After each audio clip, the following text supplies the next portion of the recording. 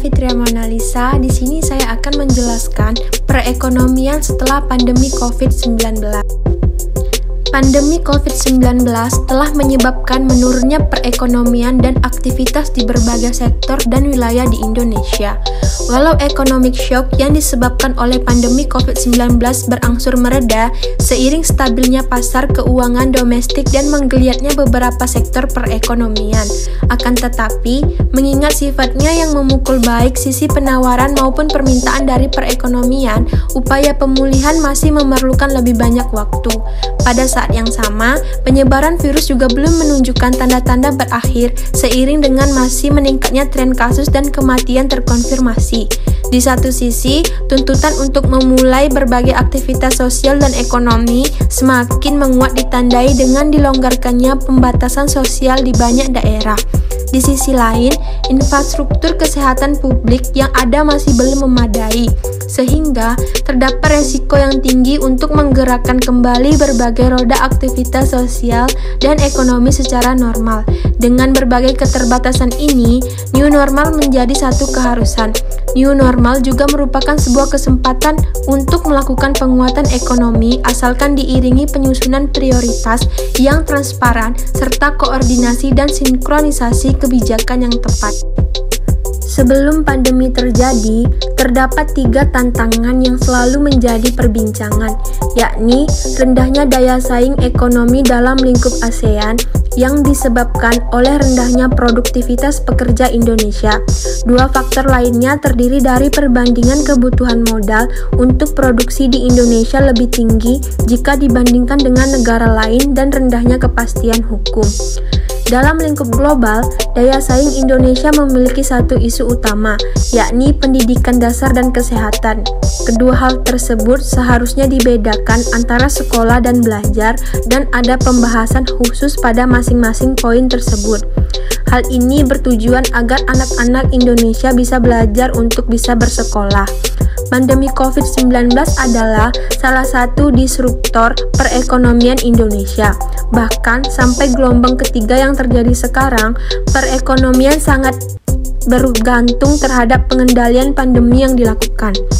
Tahun 2020 lalu, ekonomi kita bertumbuh negatif dan mulai pulih pada tahun 2021. Pada tahun 2021, ekonomi Indonesia mengalami pemulihan akibat dari kebijakan yang berupa koordinasi fiskal dan moneter yang baik. Hal ini terlihat dari turunnya dana stimulus dalam usaha perbaikan ekonomi (PPKM) dan lancarnya program vaksinasi. Beruntungnya, pada kondisi itu komoditas gas dan batu bara naik. Setelah pandemi, akan terdapat pembangunan ekonomi yang hijau, berkelanjutan, dan inklusif. Tahap pertama adalah memiliki ketahanan ekonomi yang kuat terhadap disrupsi. Kemudian, digalakkannya bantuan sosial kepada masyarakat dan berusaha menekan resesi ekonomi. Tahap selanjutnya adalah proses pemulihan ekonomi berkelanjutan, dan terakhir, secara jangka panjang menghadirkan ekonomi yang hijau, digital, inklusif, dan stabil. Pandemi COVID-19 mempengaruhi perekonomian secara luar biasa. Tahun lalu, seluruh dunia menghadapi penurunan ekonomi dan menyebabkan kontraksi yang sangat dalam karena hampir semua negara melakukan pembatasan mobilitas secara ketat. Bahkan, banyak negara yang menerapkan lockdown yang memberikan konsekuensi pada perekonomian yang langsung merosot sangat tajam. Dunia pada tahun lalu mengalami kontraksi minus 3,2% dari sisi pertumbuhan ekonominya. Akibat COVID-19 yang kemudian disertai pembatasan mobilitas, lalu menciptakan kemerosotan ekonomi, kata Menkeu Sri Mulyani Indrawati. Menkeu juga mengatakan bahwa perdagangan internasional mengalami kemerosotan karena semua negara melakukan pembatasan atau bahkan lockdown. pertumbuhan perdagangan dunia yang biasanya mencapai 2 digit, tahun lalu mengalami kontraksi hingga minus 8,3%. Tahun 2021 diharapkan akan terjadi rebound dan recovery, sebut Menkeu. Meskipun demikian, Menkeu mengingatkan bahwa ini bukan merupakan jaminan. Semua negara dengan berbagai upaya stimulus maupun counter-cyclical polisinya akan dihadapkan pada ketidakpastian. Selain munculnya varian baru, juga efektivitas dari counter-cyclical polisinya juga sangat ditentukan oleh bagaimana perekonomian negara tersebut.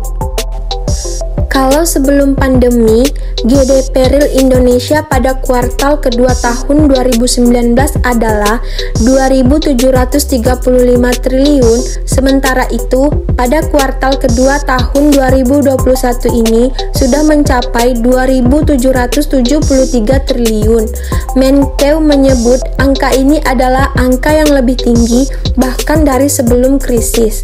COVID telah membuat perekonomian Indonesia mengalami kemerosotan pada kuartal kedua tahun 2020 lalu, hingga GDP real mengalami kontraksi dan nilainya menjadi 2.590 triliun. Menkeu menyebut langkah pemulihan semua hal yang bisa dicapai, baik dalam penanganan COVID maupun dari sisi kebijakan yang dilakukan oleh pemerintah, tentu menjadi bakal yang baik untuk terus melakukan perbaikan dan penyempurnaan kebijakan ke depan.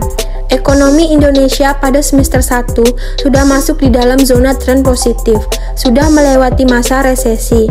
Namun, Menkeu mengingatkan bahwa ini masih sangat ditentukan oleh kemampuan Indonesia dalam mengendalikan COVID.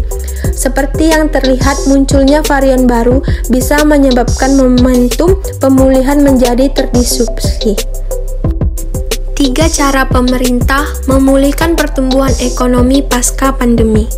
Menteri Koordinator Bidang Perekonomian Erlangga Hartarto menyampaikan ada 3 kunci menuju pemulihan ekonomi pasca pandemi.